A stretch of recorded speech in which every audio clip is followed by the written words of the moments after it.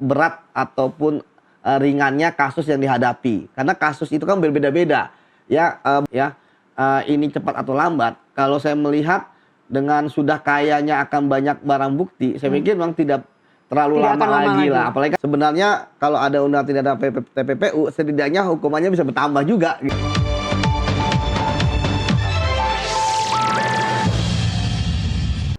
Mas Yudi, saya ke Anda. Ya. Kalau tadi Bu Yenti bilang ini nggak mungkin ya penyelidikan cuman berjalan berapa bulan gitu. Pasti penyelidikan sudah berjalan sekian lama. Sehingga kalau tadi kita di awal Anda juga sudah menyebut ini penyidik nih berhasil nih, jackpot gitu. Kalau kita bilang ada emas di situ, logam emas, kemudian ada US dollar, ada dolar Australia, duit ratusan miliar dan triliunan yang akan dikejar. Kira-kira atau pertanyaannya adalah mengapa tersangkanya belum diumumkan? Ya, jadi gini, kalau kita bicara kasus di awal ya, kasus itu kan namanya case building, itu kan dibangun pertama kali adanya laporan. Ya. Kemudian dari laporan tersebut dilakukan verifikasi, ternyata benar adanya dugaan akan tindak pidana korupsi di dalam laporan tersebut. Baru kemudian masuk ke proses penyelidikan. Nah, di proses penyelidikan ini ya sebenarnya tindakan-tindakannya sama seperti penyidikan, tapi belum pro justisia dan belum ada upaya paksa. Makanya di penyelidikan itu yang dicari adalah peristiwa pidananya ada atau tidak. Nah, terkadang ya kalau untuk kasus yang tindak pidana biasa, pembunuhan, ya ada yang meninggal langsung aja gitu kan, nggak butuh waktu lama. Tetapi kalau dalam tindak pidana korupsi, ya penyelidikan itu berlangsung lama.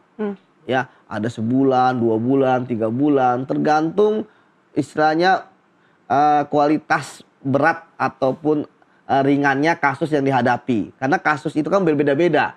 Ya berat atau ringannya kasus dilihat dari siapa tersangkanya, apakah pejabat tinggi, apakah pejabat rendah, ya kan? Dilihat dari jumlah kerugian keuangan negaranya, dilihat dari perbuatan korupsinya apa, suap menyuapkah, kerugian negara, gratifikasi lah, pemerasan lah dan sebagainya. Nah, setelah itu ketika yakin bahwa penyelidik menemukan bahwa peristiwanya ada, maka akan masuk ke penyidikan ya.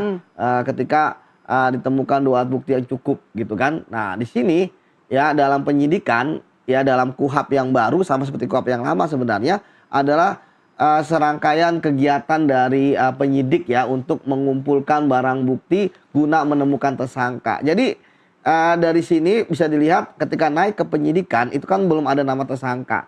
Kalau di KPK sebelumnya itu kan menggunakan undang-undang KPK gitu ya. Itu ketika naik dari penyelidikan ke penyidikan sudah ada tersangka. Tapi kalau sekarang KPK ikut. KPK pakai sprindik umum. Nah, sekarang ya ketika berapa lama dari penyidikan sampai ada nama tersangka itu juga berbeda-beda tergantung kualitas dan kuantitas dari kasusnya. Tapi saya katakan bahwa sebenarnya yang terjadi di penyidikan itu sebenarnya redundant dari penyelidikan.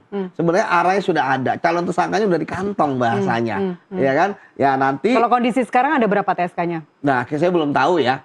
Berapa gitu ya, karena tapi yang pasti ada dari instansi pemerintahan, ada dari swasta. Ya siapa tahu itu. Tapi kalau bicara korupsi ya tentu yang dikedepankan itu pasti adalah ASN, penyelenggara negara atau pejabat itu gitu ya.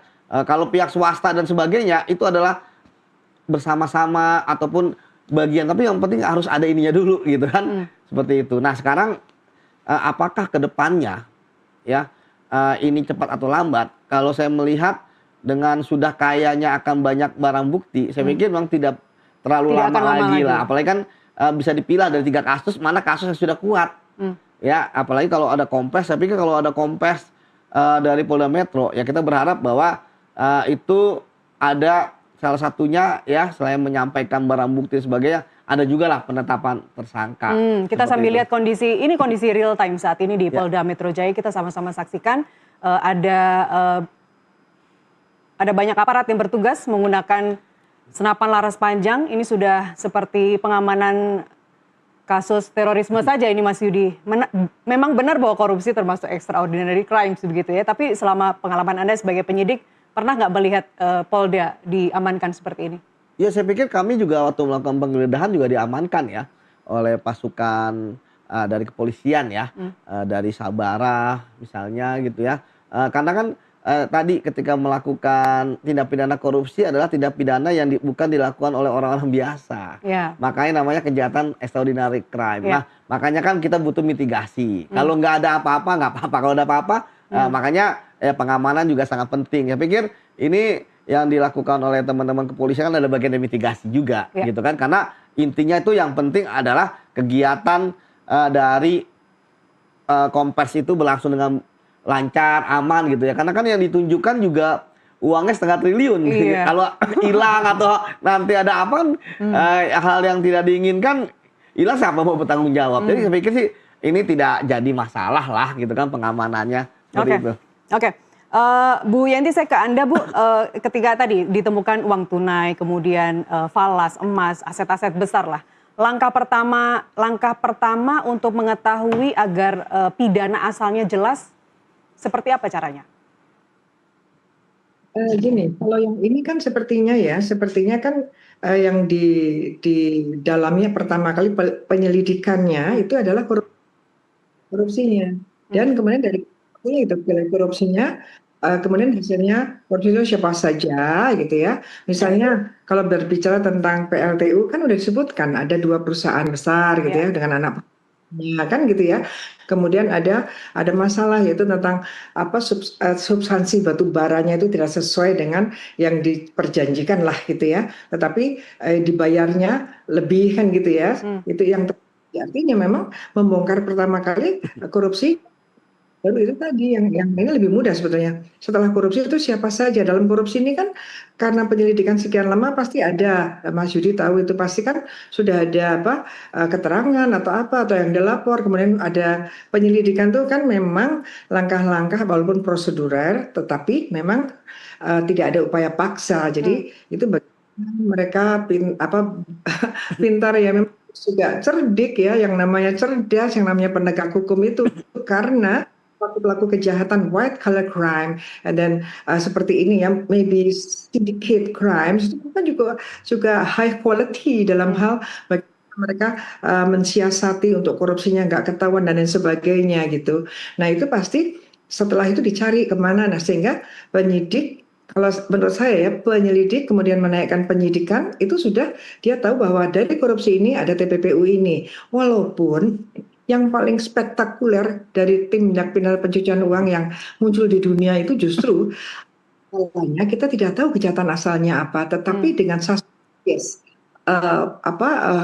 suspicious orang tiba-tiba sangat kaya misalnya gitu ya, sangat kaya, kemudian kok ini ada misalnya dilihat ada perusahaan sepi dan sebagainya tapi eksis terus, kemudian ternyata orang-orangnya misal kok yang masuk ke sana begini-begini, ini kayaknya ada apa, itu baru penyelidikannya.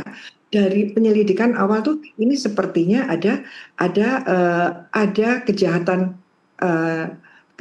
TPPU ya, apalagi kalau ada transaksi mencurigakan yang muncul di laporan LHA-nya PPATK atau dari bank, ada orang-orang tertentu ini kok tiba-tiba transaksinya seperti ini, kita tidak tahu asalnya apa, tetapi dugaan awalnya adalah TPPU. Nah kalau dugaan awalnya TPPU karena dari adanya transaksi yang luar biasa ya, kita kan beberapa kali itu kan, ini kemudian penyidik masuknya justru dari TPPU, ini ada orang atau ada entity yang mempunyai harta kekayaan yang luar biasa yang kita pikirkan dari pekerjaannya tidak mungkin, maka penegak hukum mencari, menyelidiki ini faktanya dengan fakta bukti-buktinya, harta yang sebanyak ini yang tidak pantas dengan profil itu, kira-kira yang mereka harus ya kira-kira dalam tanda petik ya, bukan saya mengira-ira ya, ini adalah teori harus bisa membangun kemungkinan yang ada mereka itu dengan mereka itu akan berkaitan dengan kejahatan yang mana. Kalau dengan kejahatan ya mungkin perbankan, kalau ini penegak hukum ya mungkin korupsi, kalau ini berkaitan dengan harta kekayaan dari pejabat mungkin korupsi, bisa jadi TPPU itu duluan ditengarai tetapi baru kemudian mendapatkan korupsinya. Tetapi kalau membangun kasus ini sepertinya ada kejahatannya dulu oleh penyidik, yaitu bahwa ada permasalahan korupsi yang berkaitan dengan pengadaan batu bara dan masalah di Krakatau Steel dan Asabri, kemudian dikembangkan uang hasil. Bagaimana mereka bisa korupsi? Siapa saja yang melindungi atau siapa saja yang minta bagi hasil korupsi yang ini? Jadi gini, Mas Yudi, ini kan kita kok fokus pada yang digeledah gitu ya. Kita juga belum tahu siapa karena belum ada namanya. Tapi harusnya kan ini jangan bergeser karena waktu itu kan PLTU-nya beberapa hari yang lalu. Nah, korupsinya PLTU-nya juga jangan tinggal gitu kan. Karena siapapun ini yang digeledah itu bukan pelaku itunya gitu, Mas Yudi, ya kan? Misalnya hakim yang menerima suap. Jadi jangan hanya hakim menerima suap, tetapi kenapa hakim menerima suap? Disuap, kenapa ada penyuapan? Ini ada kasusnya. Kasusnya itu kasus apa? Jadi kita jangan fokus pada ini hanya ada Korupsi. siapapun orang. Iya, iya, korupsi, tapi siapapun orang hanya menerima gratifikasi atau menerima suap gitu ya, atau melawan hukum atau menyalahgunakan kewenangan. Untuk apa menyalahgunakan kewenangan? Untuk apa menaik gratifikasi? Apa yang diselamatkan dengan dia menerima gratifikasi? Bagi rakyat itu yang paling penting. Jadi kan misalnya berkaitan dengan pengadaan 2018 sampai dengan 2025 berkait PLTU, negara dirugikan. Jadi jangan hanya fokus bahwa bagaimana korupsi itu terjadi karena menyuap. Bukan itu saja. Tetapi korupsi PLTU-nya dibongkar semua. Pada waktu itu menterinya juga siapa, bagaimana bisa begini, karena pada akhirnya negara akan dirugikan. Bahkan kemarin saya bilang ini bisa class action loh, karena tiba-tiba ada blackout, sementara pemerintah bahkan kita buka. Banyak yang dirugikan. Sekaligus menjawab pertanyaan atau advice dari Bu Yenti tadi, Mas Yudi, sekaligus dijawab bahwa kalau kita lihat data statistik dari PPATK juga banyak korupsi besar yang kemudian tidak dikembangkan menjadi perkara TPPU padahal pola pencucian uangnya sudah jelas. Silakan. Ya, memang di sini kan terjadi debatable ya, Bu Yenti ini yang beliau sering kritis ya, kenapa ada tindak pidana korupsi kemudian tidak dilanjutkan dengan TPPU, karena tindak pidana korupsi merupakan salah satu kejahatan ekonomi dan pasti ada uangnya gitu kan. Entah itu dalam bentuk suap, gratifikasi, artinya ada nilainya lah. Artinya kenapa kemudian ketika ada skema ya integration ya kan, placement, integration, layering dan integration itu yang terjadi kenapa akhirnya tetap pakai tindak pidana A saja, korupsi saja gitu, TPPU, padahal sebenarnya kalau ada undang tindak pidana TPPU setidaknya hukumannya bisa bertambah juga gitu ya. Karena memang terkadang penyidik ini ya kita mengambil yang efektif dan efisien gitu ya. Apalagi jika perkaranya itu ternyata dengan tindak pidana tipikor saja, misalnya terkait dengan uang gitu ya, ternyata dari 100 juta atau 1 miliar atau 10 miliar lah ya, lebih besar 10 miliar itu bisa didapatkan ya kan, jadi tidak perlu lagi dengan TPPU gitu. Jadi kalau saya sih memahami gitu ya, sehingga kita bisa lihat banyak kasus-kasus misalnya Senturi ya kan, IKTP ya kan, atau beberapa perkara terkait dengan direktur BUMN itu tidak ada apa namanya tuh TPPU-nya. Ya saya pikir ya memang di sini akhirnya kan kembali ke penyidiknya.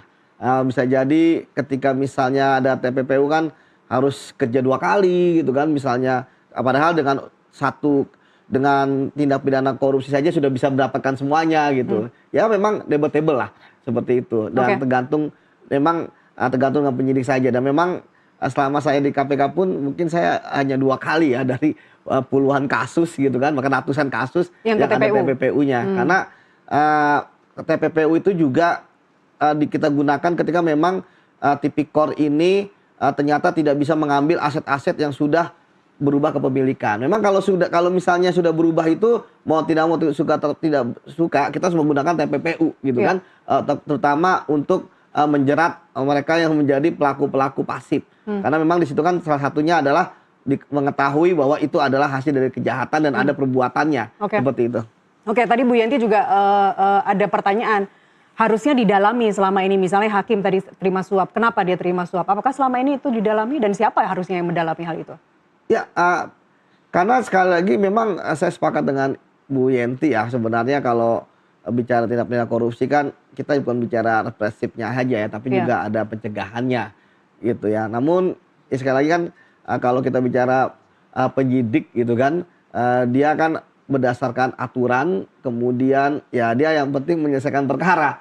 Jadi ketika kemudian jaksa penuntut umum mengatakan P21 ya sudah selesai saja gitu. Jadi memang tidak sampai ke tadi penyebabnya dan lain sebagainya. Yang penting dia menerima suap sebanyak apa dan itu kemudian ditelusuri, kemudian disita dan kemudian dirampas Oke. seperti itu.